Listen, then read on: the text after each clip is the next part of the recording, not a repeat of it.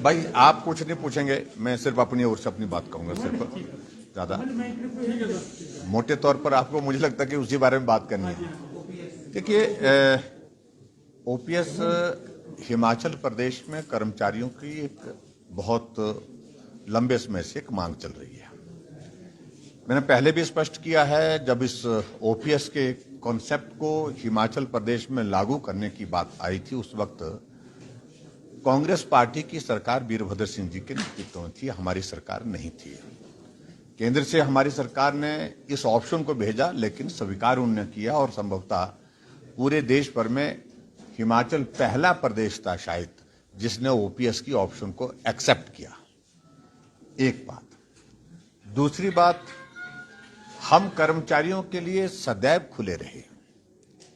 जो बातें कर्मचारियों के विभिन्न वर्गों के माध्यम से हमारे तक पहुंची और जो इश्यूज उनके थे, एक एक को सुन करके उसका समाधान किया। और ऐसे में 4 वर्षों में कोई भी कर्मचारियों का कोई आंदोलन, कोई भी इस प्रकार का नाराजगी का माहौल जो प्रदेश में कहीं भी देखने को नहीं मिला, क्योंकि उनके ड्यूज समय पर जो देने चाहिए थे हमने समय पर दिए हैं।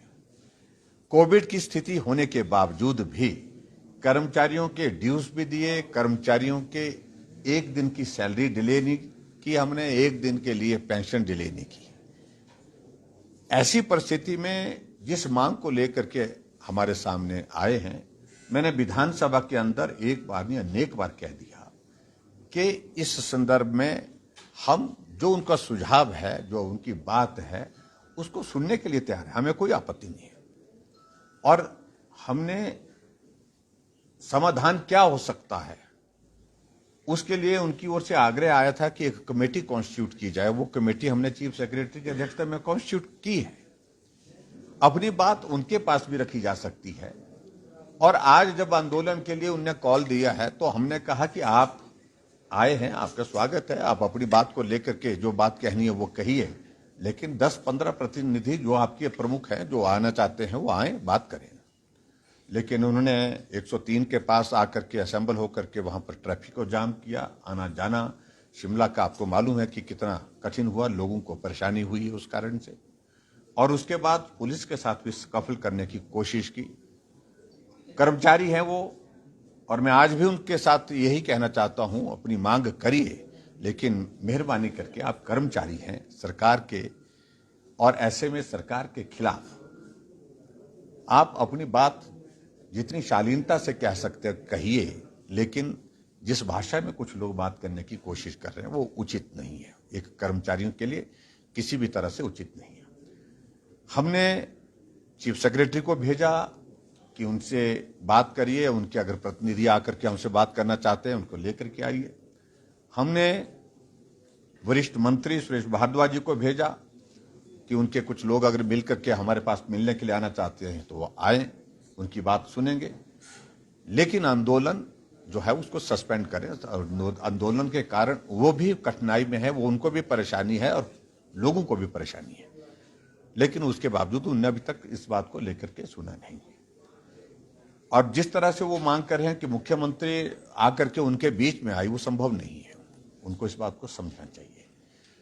उनकी बात सुनने के लिए हम उपस्थित हैं, जब बोलेंगे वो हम उनकी बात को सुनेंगे, लेकिन इस प्रकार से शर्त उनकी जिस प्रकार से रखी गई वो उचित नहीं है, मैं ऐसा मानता हूं।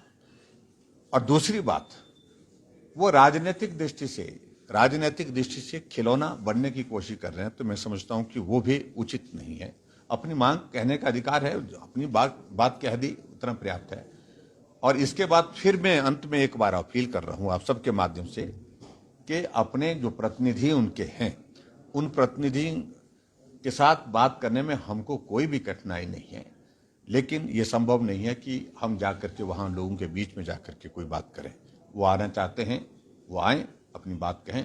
और मेरा उनसे इसी बात को लेकर के सिर्फ इतना कहना है कि शांति प्रिय ढंग से सारी चीज़ों को वो देखें और कहीं भी किसी को उनकी वजह से परेशानी नहीं होनी चाहिए और किसी और की वजह से भी परेशानी नहीं होनी चाहिए। कानून व्यवस्था को सहयोग करें, इतना मैं अपील करता हूँ। सर, आज जो स्थिति आज बिगड़ी है सर, लगता नहीं कि इंटेलिजेंस फेल्योर है? देखिए ऐसा है, देखिए इसके इंटेलिजेंस फेलियर की मैं नहीं मानता हूं, तो हम एक्सपेक्ट करते हैं। उनने 1 लाख बोला था, यहाँ पर 8 और 10 हजार के बीच में लोग पहुंचे। सर उनकी तरफ से राय ये भी आ रही है कि विधायक अपनी पेंशन छोड़े। अगर विधायक अपनी पेंशन छोड़ने, देखिए उनकी राय से चीजें चलेंगी, ये संभव नहीं है। बल प्रयोग हुआ है सर, वाटर कैनन। बल प्रयोग इसको नहीं कहते, जब उनने सारा पुलिस के इसको जो है तोड़ा है, और जिस प्रकार से वो किया है, पुलिस ने बहुत शांतिप्रिय ढंग से और संयम और सब्र के साथ काम लिया है। मैंने अभी भी कहा है कि हमको सब्र और संयम के साथ ही काम करना है, और मैं उनसे इस बात के लिए आग्रह करता हूं कि आंदोलित होकर के इस प्रकार से समस्या का समाधान नहीं है। Thank you please, thank you.